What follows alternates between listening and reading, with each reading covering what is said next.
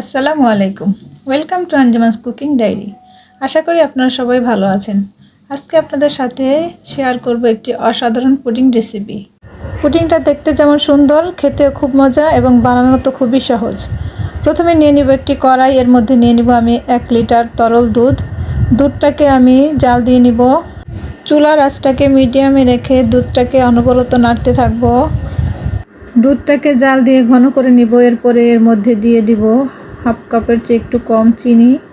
চিনিটাকে নেড়ে চেড়ে আমি দুধের সাথে মিশিয়ে নেব। চিনিটা গলে গেলে দুধটা নামিয়ে একটা সাইডে রেখে দিব। ডিম দুটাকে আমি একটা বোলের মধ্যে নিয়ে ভালোভাবে ফেটিয়ে নিব, যেন ডিমের মধ্যে কোনো লাম্পস না থাকে। এরপর ডিমের মধ্যে সেই জাল দেওয়া দুধটাকে ঢেলে দেব।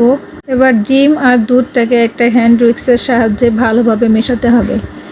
যে বাটির মধ্যে আমি পুডিং বানাবো সেই বাটিটার মধ্যে ক্যারামেল তৈরি করার জন্য এর মধ্যে দিয়ে দিব 2 টেবিল চামচ চিনি। চুলাটাকে লো ফ্লেমে রেখে এবার ক্যারামেলটা তৈরি করে নিতে হবে।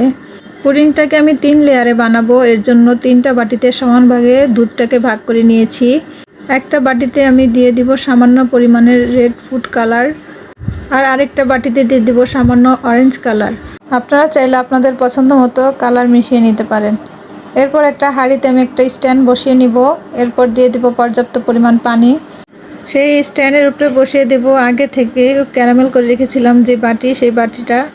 প্রথমে দিয়ে দিব লাল কালার মেশানো দুধটা। এরপর আমি ঢাকনা দিয়ে ঢেকে দিব। 5 মিনিট পরে ঢাকনা খুলে দেখব পুডিংটা সিদ্ধ হয়ে গেছে। এরপর দিয়ে দিব সাদা রঙের পুডিংটা, এর মধ্যে আমি কোনো ফুড কালার মেশাই নাই।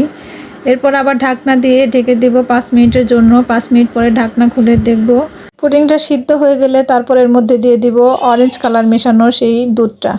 এবার ঢাকনা দিয়ে ঢেকে দিব 10 মিনিটের জন্য, পুডিংটা ভালোভাবে সিদ্ধ করার জন্য। এই তো পুডিংটা সিদ্ধ হয়ে গেছে। এবার আমি পুডিংটা নামিয়ে নিব এবং একটা প্লেটে আনমোল্ড করে নিব। এই পুডিংটা দেখতে যেমন সুন্দর হয়েছে, খেতে খুব সুস্বাদু হয়েছে। আমার বাচ্চারা খুব পছন্দ করে এই পুডিংটা খেতে। আপনারা চাইলে আপনাদের বাচ্চাদের তৈরি করে দিতে পারেন। ভিডিওটা যদি আপনাদের ভালো লাগে তাহলে আপনারা লাইক দিয়ে আমার পাশে থাকবেন। আজকে এই পর্যন্তই। ভালো থাকবেন সবাই। আল্লাহ হাফেজ।